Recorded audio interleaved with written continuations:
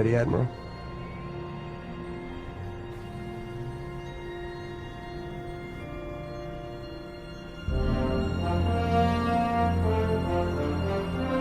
Engage.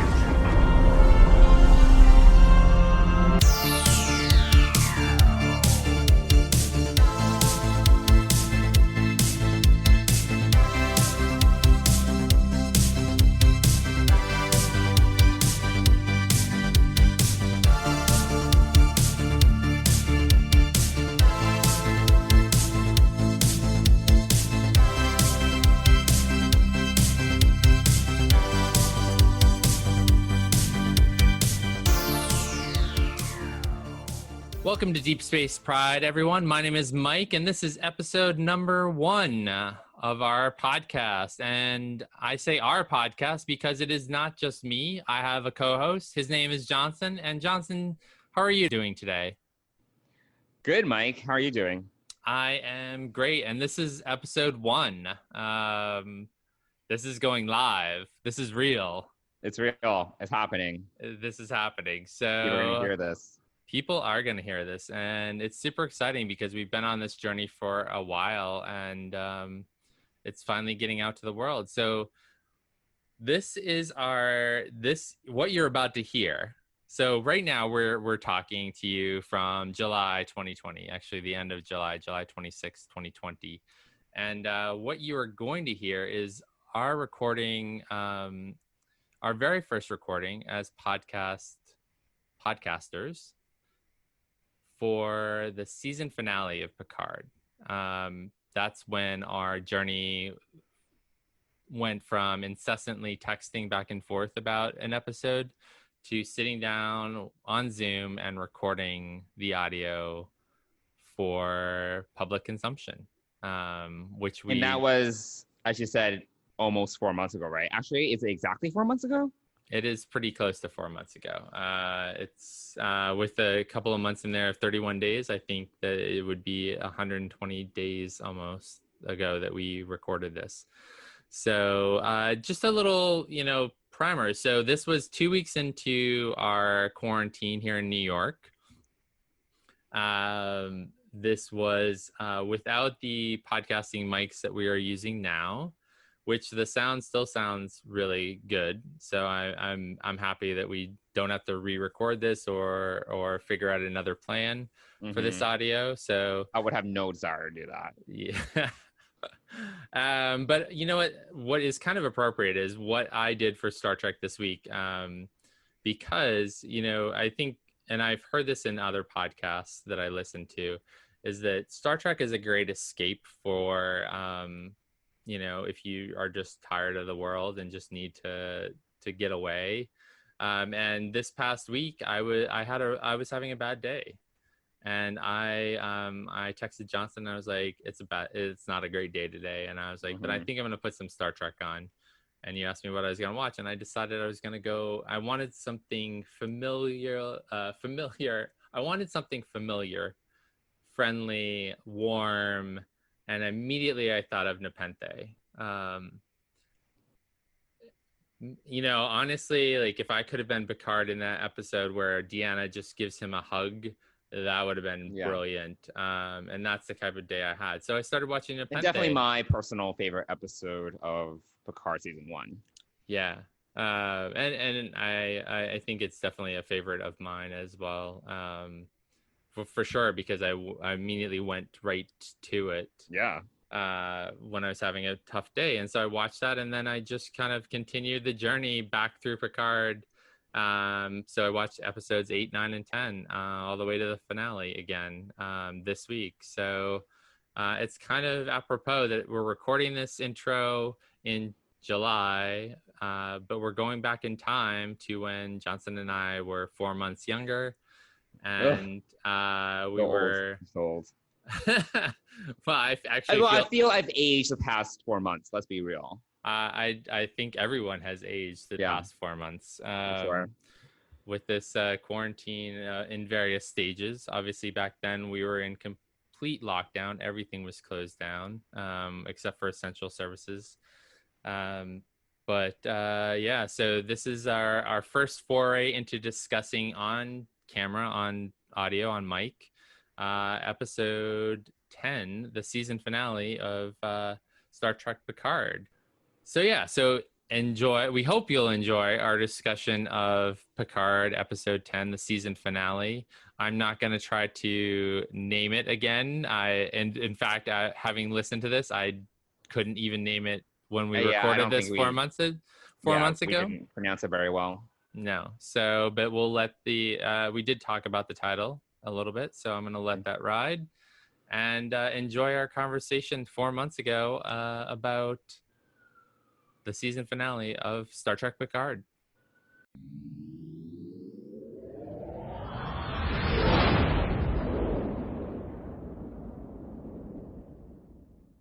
So, episode 10. What was the name of? I can never remember how to say it. You can never remember. I don't remember even like how to spell it. Arcadia is part of it. Something et ego in Arcadia or something like that. Et in Arcadio Ego. Oh, okay. Part two. So, do you know what that means? The title? It's Did like you look that. it up? It's like a painting or something. It's about death. Yeah, it's about death. It's like even in Utopia, there is death, or death is there, something like that. Yeah. Yes, I'm feeling that right now during our coronavirus crisis. Yeah, right. It's like you can't escape death. You can't escape death. Although I don't know that this would be considered utopia right now. No. But, although nature might think this is utopia. Oh yeah. This is almost like a natural world reset. I know. It's actually that's a silver lining. That's what we're going through right now. Yeah. So all right. So episode 10. What did you think? So, there were some emotional beats in there that I was like, okay, this is working for me. Like it like jump started my heart a little bit in a few moments. But overall, I thought that I approached it more stoically than I would have preferred. In that, for example, Picard dying. It's like, we know that he's coming back for season 2 and the show is still called Picard. So you got pulled out of the episode. Yeah, Patrick Stewart's not going to go anywhere. So there were like some big emotional beats that I feel that the showrunners were trying to evoke in the audience that it didn't do it for me. I do think that some of the key moments where I think Picard was being really Picard-y and very idyllic in the way that Picard is and the way that he is a teacher and he has all his wisdom. I think that there were a few moments like that I think really resonated. The scene with Data at the end, like where they were in the quantum simulation, that didn't hit me as emotionally as I thought it would. I was hoping it would. I do think that it tied up the season well, where Data basically freed Picard from this guilt that's been haunting him for, since Nemesis or whatever. So I do think that there was an element there that kind of wrapped up the season and allowed, the whole story arc of what the season has been exploring in terms of Picard's mindset and giving him a way forward. But then I feel that there were these emotional loopholes, like for example, his death, Riker showing up and then Riker being like, bye Felicia, see you later. And then Picard dies like 5 minutes later. It's like, okay, and then we're supposed to expect Picard and these people around him as he's dying to really hit us, but I barely know these people that well. There's a few things like that I feel like were not really hitting the mark for me. And then I have like other notes. But yes, I would say in a nutshell, some things worked, some things didn't work as well. I think there are things that were in the episode that speak to some problems I had with the season as a whole, but also kind of evoke the right sense of nostalgia for me. Overall, I thought it was good, not great, which is how I would also probably define the season. So okay, all right. What did you think? What were your What did thoughts? I think? I would agree. I thought it was good. I thought there were moments that were really great, and then I don't know that I think I feel like it's always a really strong season. So, but Mm-hmm. going back to like it was good. I felt like it was really slow in the beginning for a season finale, Right. and so the action obviously didn't take place until the second half of the episode. Mm-hmm. Um, Mm-hmm. but I've watched it twice. So I watched it Okay. on Thursday, and then I watched it again yesterday because Okay. I thought we were going to talk yesterday night or whatever, and Mm-hmm. so I wanted it fresh in my mind. So it was good because um, I actually enjoyed it even more the second Okay. Maybe I should watch time. it again. Maybe I Yeah, should I watch it think a you second should. time. Yeah, I think Mm-hmm. because there's a lot of things that you might have missed or that I felt like I missed or that I like paid more attention to, having known the whole arc of everything now. I paid a Mm-hmm. little bit more attention to the music, which I love. I love the music of Picard more so than I like, and Jeff Russo is a great composer, but I like it more than I like And Discovery. Discovery. Yeah, Wow, interesting. I I actually really like Discovery's track do more. you? Anyway. Oh, okay, all right. Yes. And it took me a while, but anyway, so as far as Picard's death goes, since you started there, I'll start there. Um, and then I want to go back to Girardi because I've never really yeah, anyway. I didn't really like the character, Uh-huh. but she redeemed herself in this episode. Although I still don't trust her. But Picard's death, it like built up for me. And like I felt like when he was talking to Riker and he was Mm-hmm. like, see around the galaxy, I thought that was really poignant. And you could kind of like you as a viewer kind of knew that he was kind of saying goodbye to his friend, but his friend Mm-hmm. didn't know it. Mm-hmm. But also, I think that that was the whole point. Like, they needed Starfleet there to ward off the Romulans, Mm-hmm. but it was really about Ambassador Picard, I guess, kind Mm-hmm. of merging this. And the other thing too that I really loved about this, and I think that this is the meaning of the whole episode, is that, and this is what I thought about this morning was, the team tried to blow up the transmitter, which would, which would mean that the organics were kind of controlling the fate of the synthetics. Mm-hmm. And I think it was really great. And I mean, it's obviously story and it's written really well.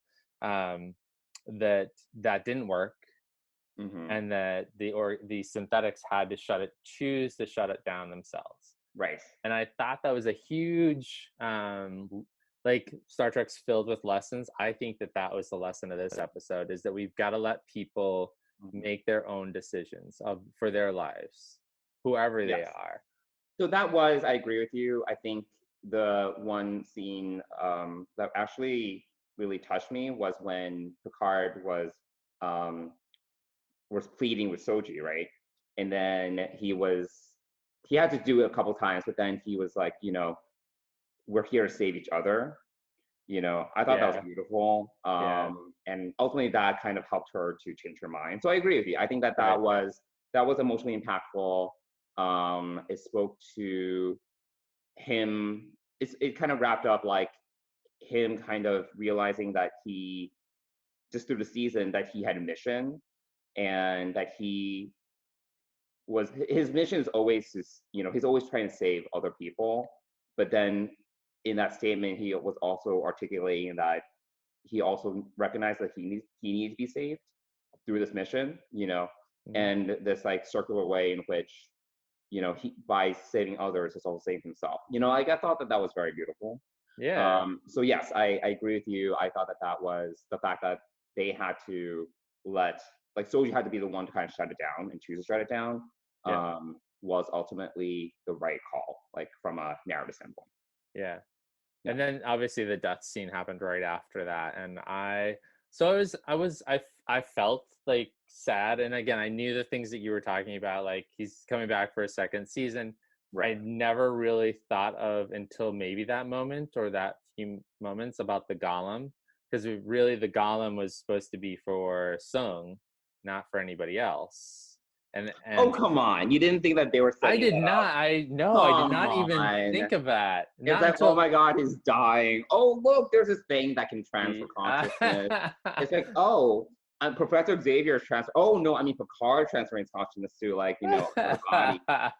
Like, No, I did not. I was not thinking about that at all. I didn't think about that at all until like the actual like, because you didn't know like he could have died up there before like I didn't know it was gonna go on, so I didn't even think of that as a possibility.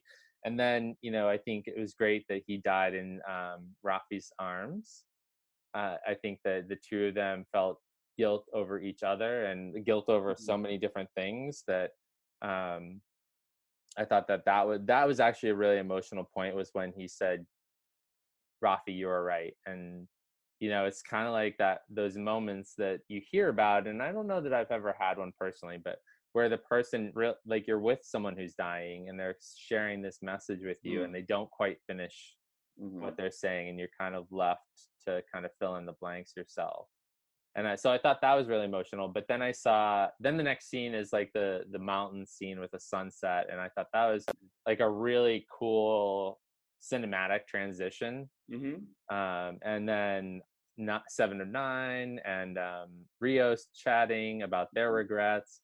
And then and I thought that was like the tough guys like having their little powwow about it, and both admitting their own faults. But also the next scene when Rafi's just sitting there and then Elnor comes and breaks down, and I'm actually getting emotional thinking about it right now. Like when Elnor breaks down, that's when I lost it. I was like, because this is a kid who, that's his father in all senses of the word. His father just died. He's 18, he's maybe 18 years old or whatever. So that's when I like, and Rafi's comforting him and they're both crying together. I lost it right then. Because they were both, I think, the people who were the closest to him and obviously knew him the longest, right? Out of all the crew, out of all his crew, those are the two that knew him. Right. So I thought that was really when I was pointing. And then comes Data, and I thought it was a perfect bookend to the series. But it was also that and again, like thinking philosophically, it was also that lesson, that thing that lesson about saying goodbye to people. And a lot like having that, like this was the conversation that they couldn't have in Nemesis, which I had watched Nemesis I don't know, after episode 3 maybe or whatever. I found out like it wasn't on Prime or I didn't Hulu. watch it again, but I watched it after, I think it was after episode 3.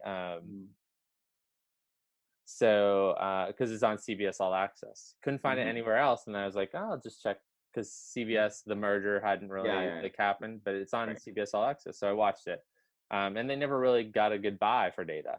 Like it was because he just beamed him out. And he beamed him out, and and like blew up. Right, exactly. Like, and then all you got was like this, Deanna, I think in that scene where they're toasting Data to lost friends or whatever. Deanna was the only one that broke down, I think, if I remember correctly.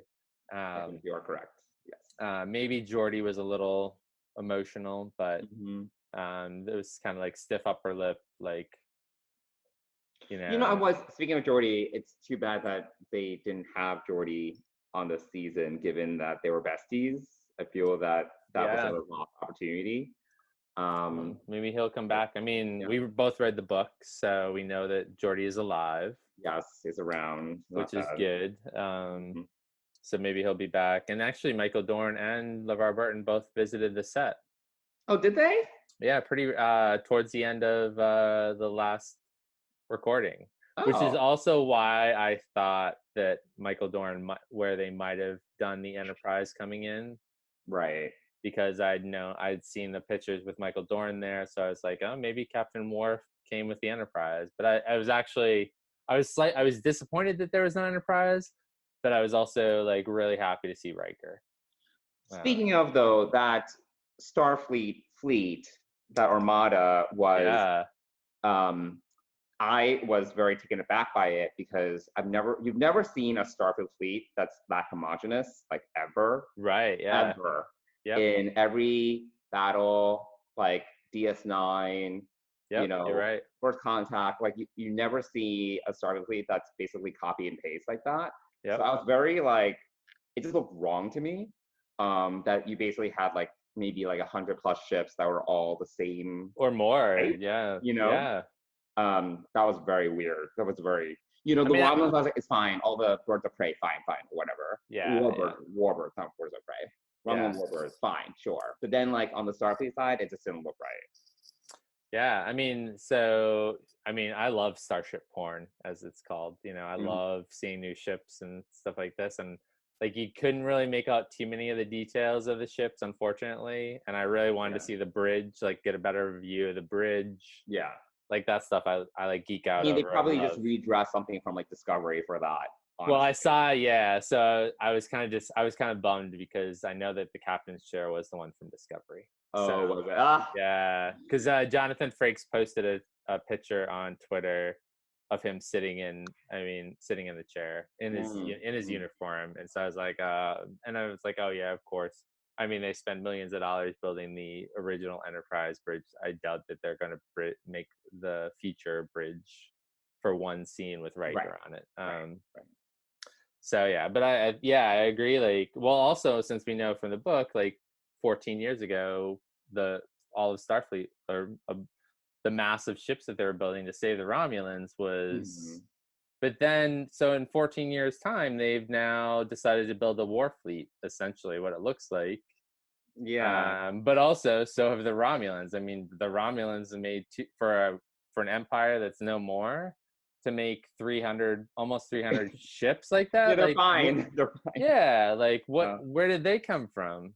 Like that's Yeah. So I think that's one of the things that I'm kind of curious about. Like, how did Starfleet get up to that many of the same ships all of a sudden with no synths, right?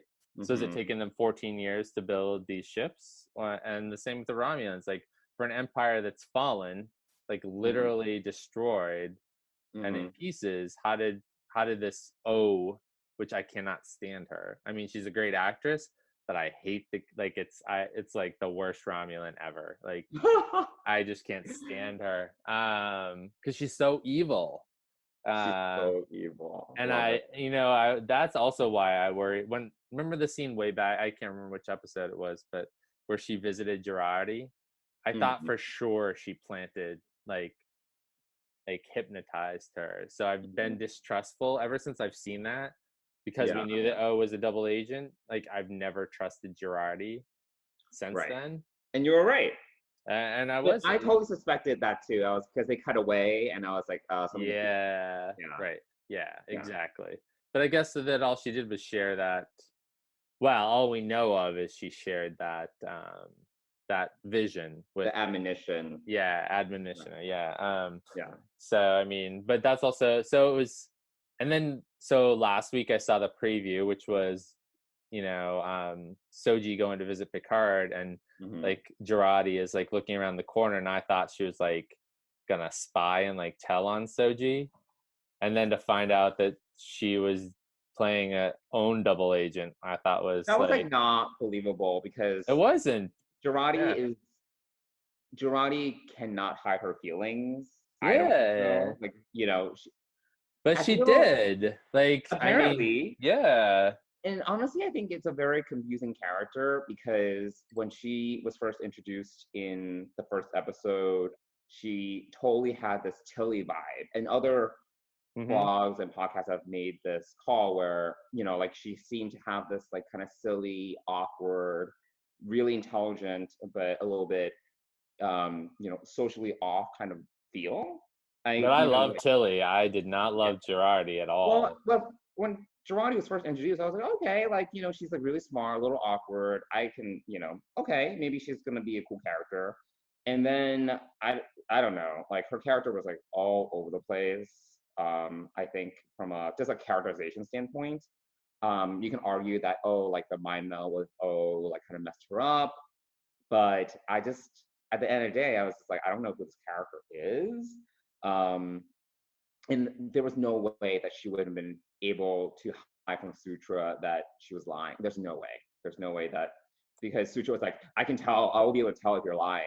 And then Yeah, that's right. and then Gerardo's like, no, I will, I'll work with you. And then Sutra was like, sure.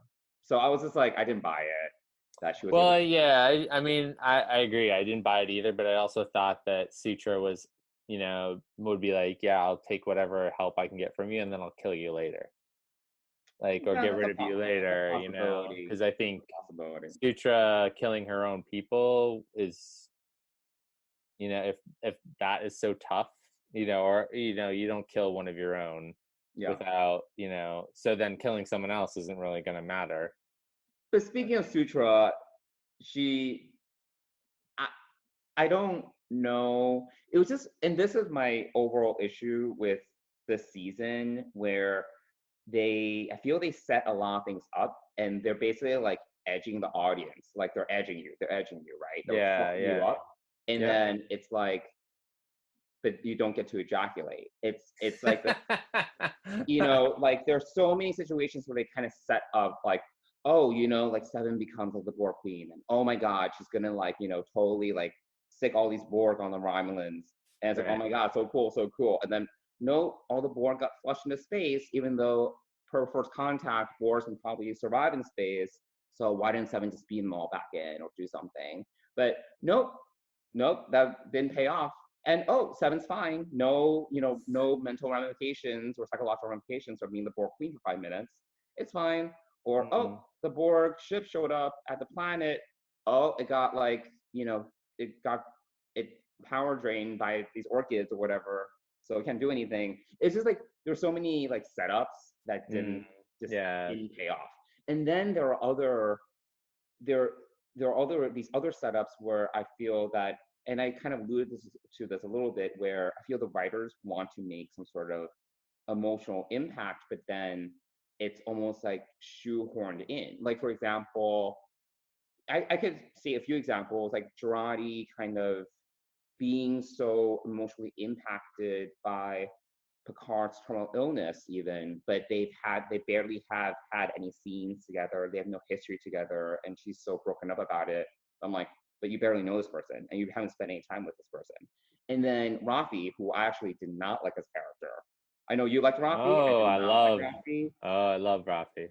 Rafi is so annoying. I cannot stand Rafi. She's a drunk. She's a bad mother. I don't know. There's so many issues with Rafi. But I don't think she's not a drunk. She does the weed. She does the weed of. No, she's so drunk. She's drinking so much. Like, and I'm like, where's the synthahol? But apparently as we're going into the 25th century, like, synthahol is no longer a thing.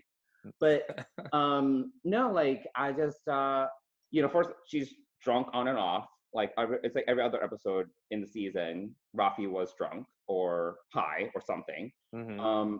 But then you're supposed to, I'm personally not really a fan of multimedia needing to like read all these books or these comics to really get the emotional impact for whatever's presented to you on screen.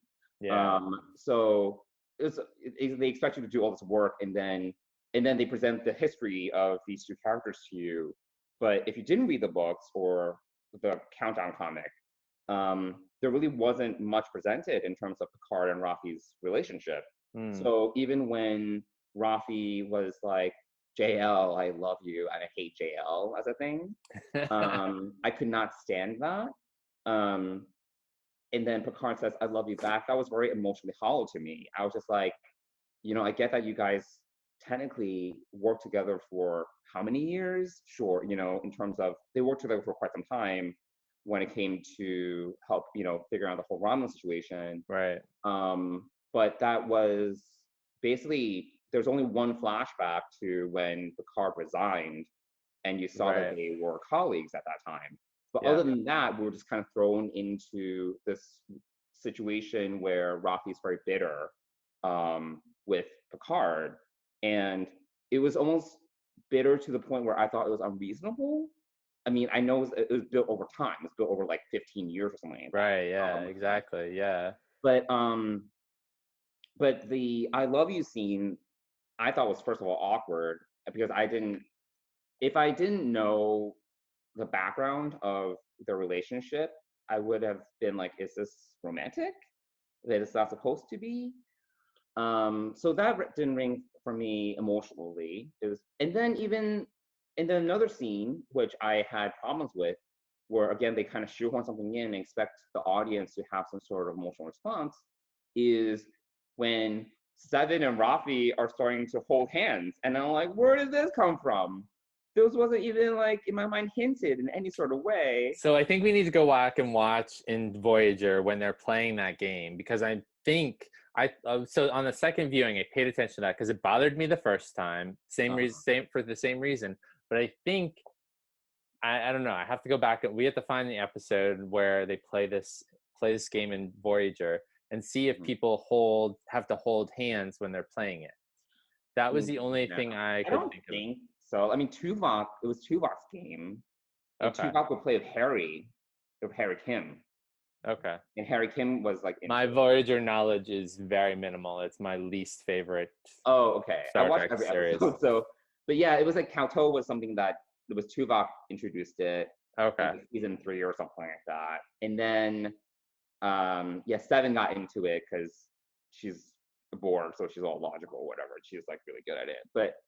I was like, I don't know. I was just like, this is weird. I mean, it's like throwing. It's weird, yeah. I mean, not weird. I mean, all right. I mean, since we're doing a gay podcast, I mean, it's great if we have some lesbian lovers on Star Trek. That's great. We have a gay couple on Discovery, so why not a lesbian couple on Picard?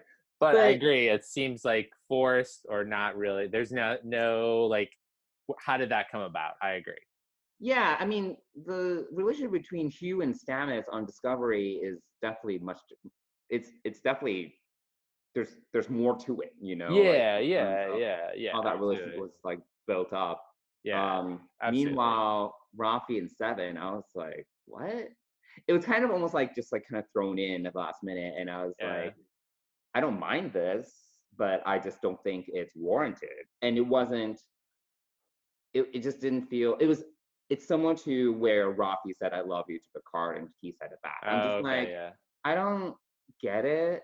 Like I feel like there hasn't been much building up to this, where this makes sense. Yeah. And even same thing with Girardi and Rios. I was like, what?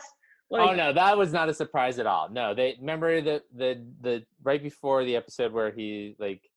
Maybe it was just 2 or 3 episodes ago, but they hook up. Are you talking about the? No, he's playing soccer. He plays soccer. They hook up. Yes. And then she kind of has her breakdown or whatever. And but leading up to that, I was like, that didn't surprise me. That was out of left field. No, I didn't think it was out of left field. I felt like that was. I thought the Seven and Rafi thing was out of left field, but not the Rios and Girardi thing at all. No. Interesting.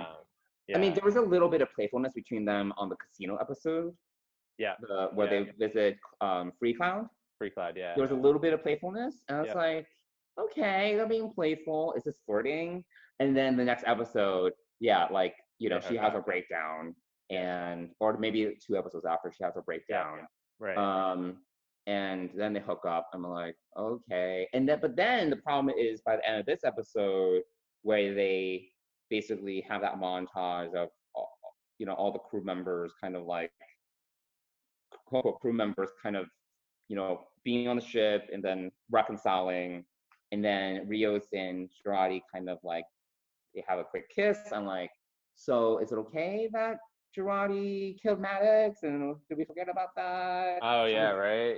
Wasn't she supposed to like go to Deep Space 12 or something? Yeah. And go to prison? Have we forgotten about that? That's a good Is point. That forgiven? I mean, yeah. Because even like Rios was kind of like taken aback by that, like that she killed Maddox. So there wasn't like this emotional blowback that I feel, it's like, oh, let's just kiss and make up, and like there wasn't that emotional blowback that should happen, you know? Yeah, no, that's a good point. What did you think about the final scene? I mean, I thought it was kind of like very end of the movie type, where like all of the Star Trek movies, basically, like Yeah. everyone walks onto the bridge and they're like engaged and like on their way, like But I'm like, where are they going? I'm like, right. We don't know, right? It's all Are- it's a whole new beginning. But it's just- With Picard as a synth now, technically.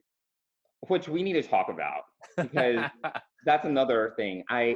Well, I think that's gonna be a theme of so if redemption is the theme of this episode of this season, I Uh-huh. think that identity is gonna be the or possibly a theme for next season because So of you think he might struggle with because if real. I was Am I real or real, not? Yeah. am I still Picard? Yeah.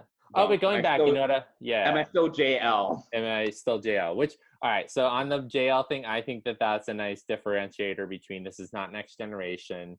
This is like, and I don't know. It's a little more familial. It's a little cheeky. It's a little like, but he kind of puts up with it because it's Rafi. And I mean, I think it's a cool So she gets a free differentiator. pass. She gets a free pass. Yeah. Well, I mean, yeah. I mean, she gets a free pass because he abandoned her for 14 years, and she gave But up. according to Countdown, she was already calling him JL. Oh like, yeah. when No, they yeah, were that was her living early together. days. Yeah. Which I Yeah. thought was I like it. I mean, I think it's it takes it in a different direction. When you say it like that, yes. We're not. But You know, this isn't Jean-Luc. This is but JL. JL, I feel is harder to say than Jean-Luc. Like Jean-Luc just kind of rolls off the tongue. JL is almost like just 2 letters. I don't know. Oh well, speaking of which, we could call you JL, right? I would not want that. I would. But speaking to your point, I will give the writers, I'll give them credit for what they were able to pull off successfully this season in terms of some of the overall narrative arc. Do I think that they'll be able to successfully explore Jean-Luc's identity as a synth next season? I don't know. Maybe. If they do, I think that would be good because that was one of the big outstanding questions I had from this episode and that whole body swap thing with the golem, where I was like, so is this still Jean-Luc Picard? I mean, sure, he has his memories and everything, but is this the same person? Right. That we've been following for 30 years? Is that correct? 30, yeah, about 30 years. Like, yeah, 33 premiered years. in like what, Yeah. 86 or something? 87? I don't know. 1987, September Yeah. 1987, I believe. So is this still the same character? Right. I think that will be an interesting question to ask. Do I trust that they will actually think about digging into that? I don't know. Maybe. Yeah, that's a good. I mean, yeah. So far, they haven't really released anything. I mean, even Patrick Stewart doesn't even know. I guess they alluded on the Ready Room that they each know one tiny detail or potential detail about where Picard and Girardi are going to go next season, but I think they're still writing, and Michael Chabon is, I think, writing the first 2 episodes because he's not the showrunner for the next season. Yeah, so he's writing the first 2 episodes, and then I think he's going to go work on his own projects. Right. So I think we'll kind of have a sum up of that, or like a continuation. Like he'll get the ball started in that direction. Hopefully, but I mean, obviously, we're probably a year away from finding out if life returns to somewhat of a new normal, whatever that may be. But going back to one of the things, like I really like the Data scene, like him saying goodbye, Picard being able to say goodbye, a proper goodbye to Data, and Data also being able to say goodbye to himself, like. Right. As he like the speech, obviously it was Shakespearean. I don't know what. I think it was from The Tempest, maybe. But as as Picard pulls out the memory engrams, you know, the first one, Data makes his bed and kind of lies down on it, and then the second one, he suddenly gets older, and then there's this figure there suddenly that you don't see who it is. And then at the third, and then he's starting to age, and at the third one, he like closes his eyes and shuts down, and you can see that it's Picard in his Next Generation uniform with him, and then it all dissolves. And I thought that was really like, that was kind of this. I think for Brent Spiner as an actor, I think that is a much better death than dying on some Romulan ship. 20 years ago, or 17 years ago, or whatever it was.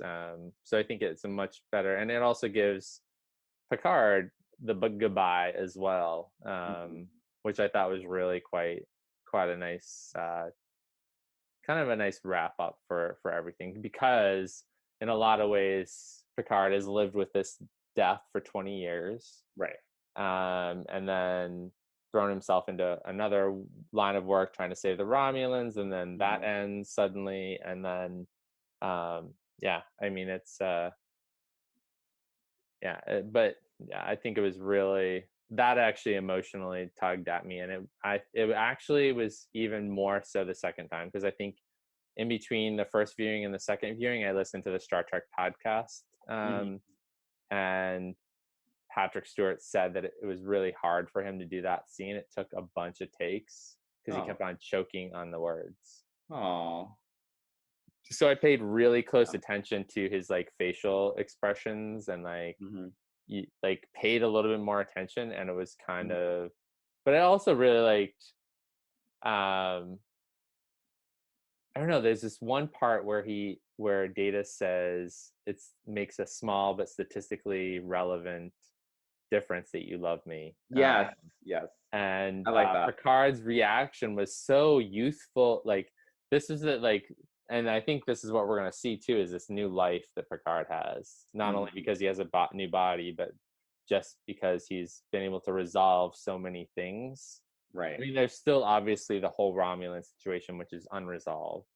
And I'm not talking about and that whole fleet. I'm just talking about like when he goes to the planet and gets Elnor. You know, there's obviously a lot of resentment from the Romulans against him. So I think that there's still probably some guilt and some feelings around that maybe they'll explore next season. But so yeah, I do like how they dealt with that Data scene. The whole quantum simulation thing I thought was a little weird. I still don't totally understand. I know that they got Data's memories from B4, and then somehow Bruce Maddox got like one neuron from Data or something. That's a little, that part is a little bit like, even when they were kind of explaining how Soji and Dodge came about, and they used like one neuron. When Gerard explained that, I was like, all right, whatever. Well, there's one. So that you just made me think of something else that's kind of unresolved. So obviously Sutra and whatever her twin's name was, the twin was killed on the Ibn Majid by. I can't believe you remember the name of the ship that Rio served on. Yeah, Ibn Majid, who's his captain, kind of killed them. So Sutra's sister was killed. And then this other synth, her brother. I guess they're all brothers and sisters, is what I'm intuiting from that. Yes. But so then, you know, Sutra looks so different from Dot. Like, are they like? You can tell that there's a bunch of different versions of these synths that like either are adapting, but there's never an explanation on how did Dodge and Soji get made, because they look human. They look completely different than any of the other.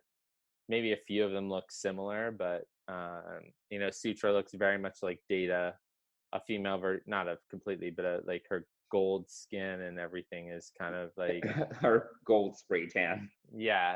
Exactly. But it never really explains how they eventually got to Daj and Sutra with no, I mean, Daj and Soji. They didn't explore how what's his name, Anton Sun, Yeah, whatever his name is. whatever, and Bruce Maddox, how they start Creating that background wasn't really explored much. Yeah. I think that would be interesting to delve into, but I don't think they are going to for next season. I think they're going to move on to something else. Yeah. Maybe there'll be a book about it or something. Oh yeah, maybe a book tie-in. Yeah. But no, I thought that was interesting too, but they didn't really get into like how all these like synths were made and like the development of them and such. Yeah. And actually going back to Saj and Daj and Soji, I actually really like Daj. And I love Daj too, and then she was killed off and like and then we got like her angry twin sister, which I was kind of but I mean, I guess it makes sense. I mean, it makes sense from a story point of view to have someone who's kind of not trusting of Picard to begin with, and has to like learn to trust Picard, whereas Daj immediately was told to find Picard and trust him. So I think that's interesting. I don't understand how that programming got to Daj but didn't get to Soji. It's interesting.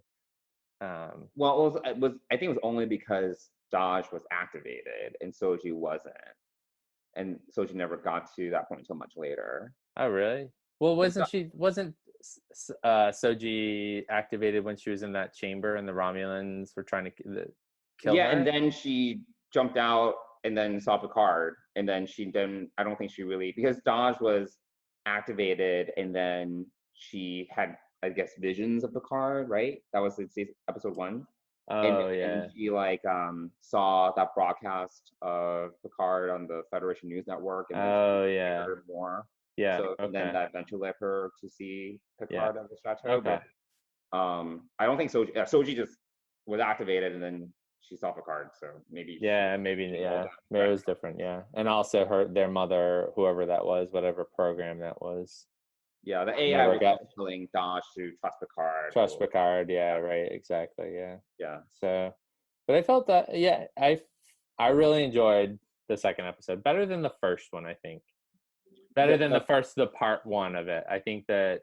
I thought part 1 was a lot of setup. It was like. Yeah, it was a lot of setup, It was slow. Yeah, it was kind of slow, yeah. Which I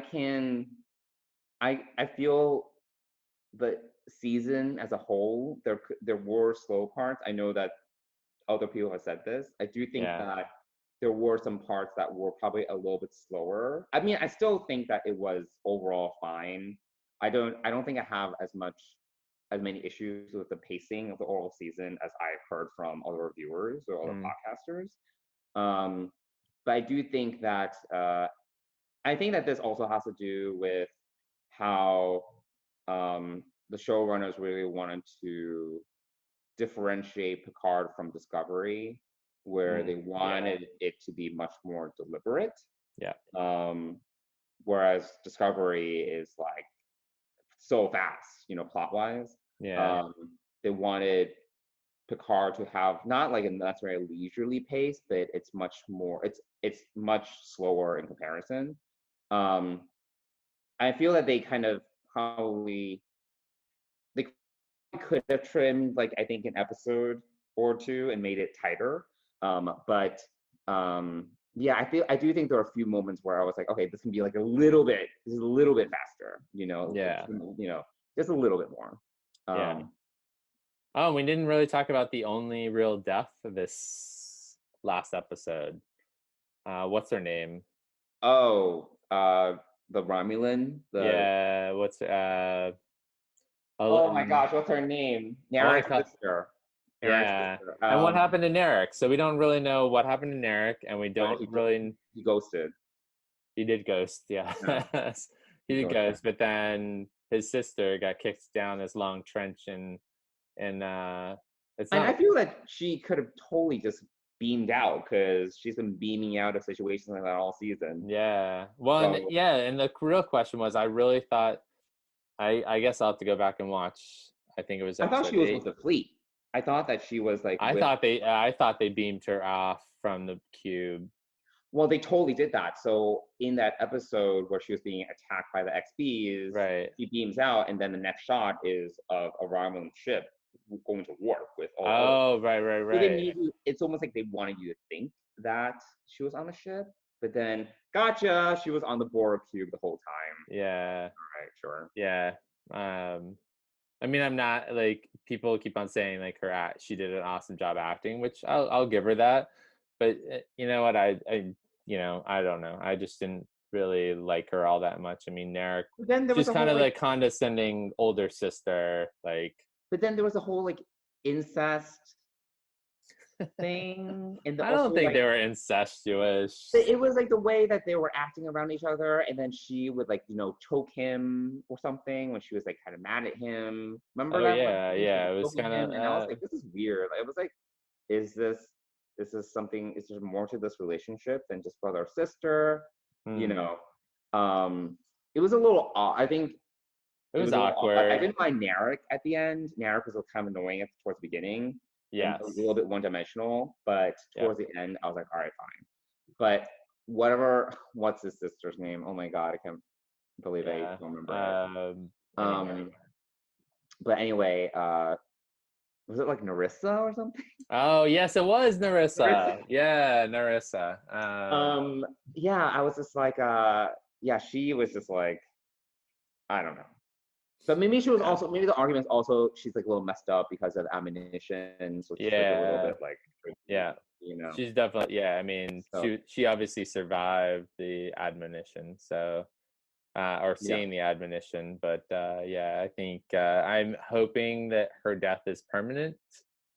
I don't want her to come back. I don't want her to come back good. either. Yeah, I'm good. I'm done with her.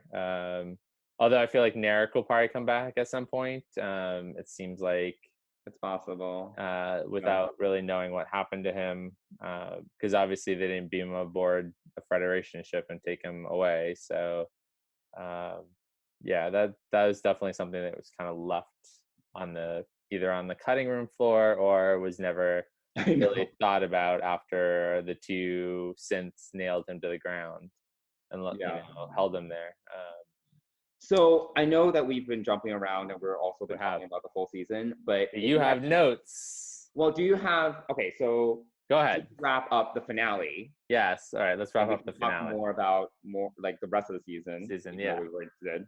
How would you, if you had to grade the finale out of like a 10? What would your score be? I would give it at least a 9, if not a 9.5.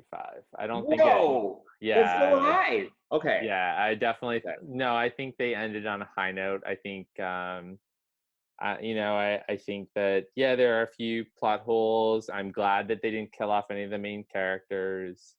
Even Girardi, although I would not have been sad about losing Girardi, but I'm glad they didn't kill Seven off. I think that's I like that. I like this version of Seven a lot. Obviously Rafi was never really any mortal danger. Rios wasn't, so you kind of knew that they were kind of coming along. I'm glad Elnor is back. Hopefully they'll give him a little more character development next season. I know, having nothing to do. But I felt like it was, it gave you a lot of emotional feels. It gave a little bit of fan service, not in the way maybe that we wanted it to. Like we would have loved for the Enterprise and Captain Worf to come flying in. Although, again, the real problem, we talked about this back a few episodes, was when Jonathan Frakes was once again in the intro credits. Yeah. So you knew he was coming back, and I was kind of like, I would have preferred you didn't do that, because you did that before, and it kind of sort of ruined the surprise a little bit. Right. Yeah. So I think maybe switching. I think that they should switch those special guest stars to the first credit at the end of the episode. Yeah. I think not most in the main. Do. Yeah. Most shows don't put it till the end. Yeah, so stop teasing us, stop ruining the surprise. Obviously, you guard the secrets of this show really well, and then you put it in the front credits. Carry it all the way through. But I really felt like there was some really, I actually really enjoyed the ride. I did not think that I did not have any preconceived notions. My hope was that the Enterprise would come, but again, I listened to a podcast in beforehand, and it said like, and this whoever it was said, I kind of want it, but I kind of don't, and I don't want to get my hopes up and then have my expectations dashed. So I didn't go into it with any expectations. And since Frakes was in the intro, I was like, there's not going to be an Enterprise because he's not going to take over the Enterprise. Right. But I felt like it was a little slow in the beginning. I was shocked at Jurati. I was kind of like, oh, she kind of redeemed herself. So I was kind of like impressed with that aspect of it. I thought that them allowing Picard and everyone and the writers, obviously, letting the synths choose their fate and choose what they want to do. I think that was really it was great to see that philosophy, and then that's what I really love about Star Trek is it's a sci-fi adventure, but it's also got messages in there, and obviously Picard's message has several, both his life and what he speaks to is like a lot of messages. I mean, I think it's great that I'm excited for, I felt like it was I'm excited for the next season. I'm excited, but I'm also like, if they didn't do a next season, you kind of like, well, they ended on a note where they did, if something happens and they can't come back for a second season or whatever, like we have a complete story. For sure. I agree. So I think that's a good thing. So I really felt like 9.5 out of 10, the 0.5 being like leaving, like, where's Narek, what happened to Narek, like some of the loose plot threads, like what happened to another question is like, what about the XPs? They're just on the planet. So all right, so that was another question I had, like, and I didn't really put it together until watching it the second time, but I'm like, this, like, how did XPs survive? I thought that they got rid of all the XPs on the ship back in Romulan space. That was kind of a loose plot but thread. Apparently there are survivors, but they're all just being left on the planet, and right, and they're being Severn's leaving them, and they're all just gonna live there with the synths, which I guess could be an interesting, like, symbiotic, but they could have thrown one line and been like, oh, they're gonna take care of each other or something. Yep, you're right. Yeah. So that's my score. And I'll definitely say 9.5. What is your score? That is really high. Okay. I mean, I've watched it twice. I will go back. I will, like, if I want to see a great episode. I mean, there are definitely a few in this season, but if I want to see a great episode, I'm probably gonna turn to this one, or probably the Free Cloud episode is another standalone. Which one? Sorry. The Free Cloud one. The Free Cloud episode, the casino show or whatever. Oh. Yeah. Okay. That'd be another one where it was kind of more of a fun piece to it. But definitely, I will come back to watch. Just like I'll go back and watch the series finale which was a lot more action packed, obviously, of Discovery. So season 1 or season 2? Season 2, the last episode where the big battle with Control. Okay. Yeah, and all this Enterprise porn that I just love. Okay. So so rating just the final episode, I would give it an 8. Okay. All right. Yeah. So not. What are you deducting points for? Well, along the lines of what I was saying earlier, I think that I think the emotional beats hit you more than it hit me. Maybe I'll feel different upon a second viewing, but I do think that, again, there are a few moments like between Picard and Soji, or between Picard and Data, that had a good emotional payoff, and a payoff to Picard's narrative as a whole. But there were all these other things that I just, to what I was saying earlier in regard to some of the moments between, like, Picard and Rafi, or with Jurati and Rios, or like these small things that kind of, for me, added up, where I was just like, I am not getting the emotional impact that I think the writers want from me. So for me, it was it was more of an 8. It was good. It was good. It was not great. If I had to really pinpoint an episode of this season, which for me really resonated and I would go back and watch, was Nepenthe, which was the episode. Oh yeah, you're right. Yeah, I forgot about Deanna. that. Yeah, that was a good one. You're right. And it wasn't just, and the thing about that episode, and I know we're going to talk about the season as a whole. The thing about that episode is that it, all the emotional beats really hit. And it wasn't just nostalgia porn. It wasn't just fan service. It was legitimately like these characters have so much history. The way in which they interacted, which was definitely much more relaxed than how they interacted during the Next Generation and things like that, made sense because these people have gone through so much over 20, 30 years. And that in their interactions and, even them calling Picard out for some of his failings made so much more sense than, Rafi giving Picard shit. So even though that wasn't, say, like an action-packed episode, I just thought that it was done so well. I thought the acting in that particular episode, particularly because like Jonathan Frakes and Maria Sirtis are very seasoned actors. Like they're just great people. They're just great actors, like Agreed. On screen, on the stage and such. Where they're with Patrick Stewart, like I thought that there was a really lot of chemistry, that really just made sense. Versus these other scenes with these other some of these are randos. Like I know Eleanor is supposed to, yes, you're saying like he's basically Picard was a father figure to him, but he's also had like 6 lines the whole season, like he hasn't really said anything. So those emotional moments just don't resonate. So anyway, not to say the finale was bad, I would say it was good, not great. So okay, all right, fair enough, great. There's our episode 10 recap.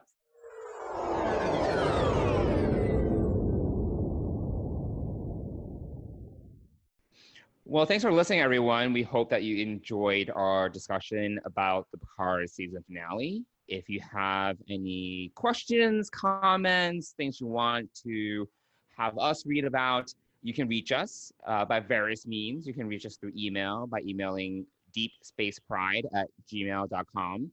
You can also check us out on Instagram and Twitter, where our handles there are Deep Space Pride. That's really it for this week's episode. Bye. Bye for now.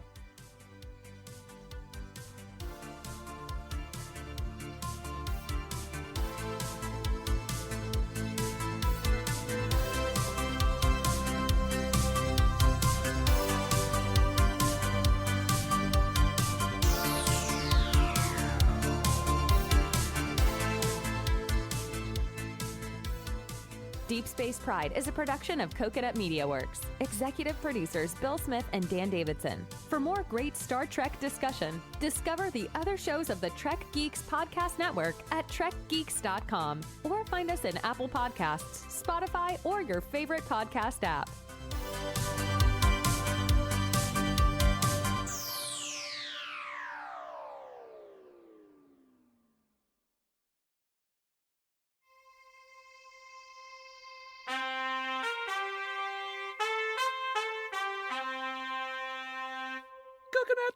Coconut.